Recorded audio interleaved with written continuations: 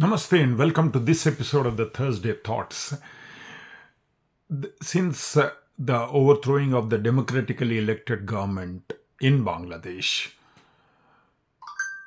for quite some time now, the bilateral ties with Bangladesh is not very encouraging for India. We are definitely going through a rough patch, and definitely it's not going to benefit either country. Now, let's look at the perspective. A lot of Hindus are repeatedly being harassed, and many Hindus are being killed, and there is no absolutely control over it by the government. And when these things are happening because of the sentiments that arises in India, the BCCI had requested the Kolkata Knight Riders, KKR, the IPL franchisee, to release the Bangladeshi player for whatever cost it was, 6 or 8 crores, whatever it is. That's not important. The symbolic thing is we cannot support Bangladesh if that is what is the sentiment in Bangladesh. And can you believe it? As a retaliatory step, the Bangladesh Cricket Board has approached ICC, International Cricket Council, telling that their players may not be feeling safe in India. So all the games that Bangladesh is going to play in India should be moved out of India to the other host, the co-host of World Cup, T20 World Cup, the co-host being Sri Lanka. How ridiculous a stand can be. India, of all countries, definitely wants Bangladesh, all its neighbors for that matter. Recently, there was an interview after our External Affairs Minister, Dr. Jaishankar, had returned from a 4 hours trip to Bangladesh in honor of the departed the president Khalida Zia, whoever it is, and he told we want good neighbors all around. So it is not a question of Bangladesh alone. It is same with Bangladesh, Pakistan, all other neighboring countries. We want good relations, and we have been extending the hand of help whenever the situation has demanded for India to extend the helping hand, be it Sri Lankan crisis, financial crisis, or cyclone, or be it the COVID vaccine, the vaccine Maitri, whatever. I mean, there are plenty of examples for you to go through in the recent history that Indian government or India has extended to its neighbors. It's a different matter with the Western neighbor we have. That's it's a separate chapter altogether. But when we are looking at Bangladesh, definitely they have to remember that it is India who helped them get their freedom.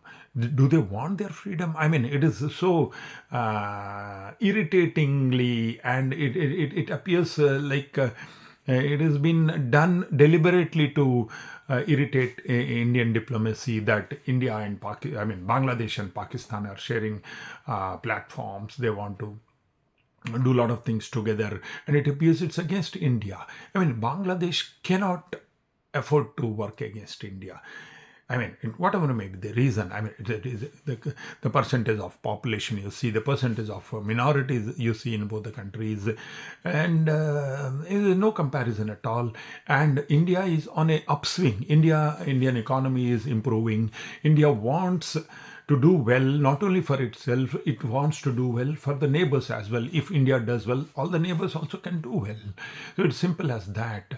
So I for one, I thought it is time for India to just call all the neighbors, neighborhood first policy, whatever we are talking of, let it extend to all the neighbors.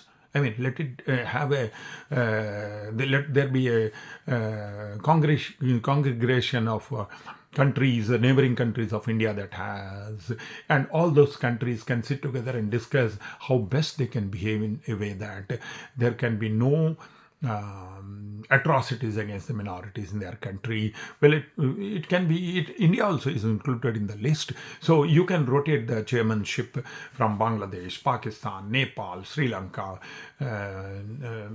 Myanmar, whoever it is. All the neighbors are equally important for us, and let us try to see when we are trying to improve our financial status, our power, the economic power, or our defense. It shows that we want your country, the neighboring country, also to do well.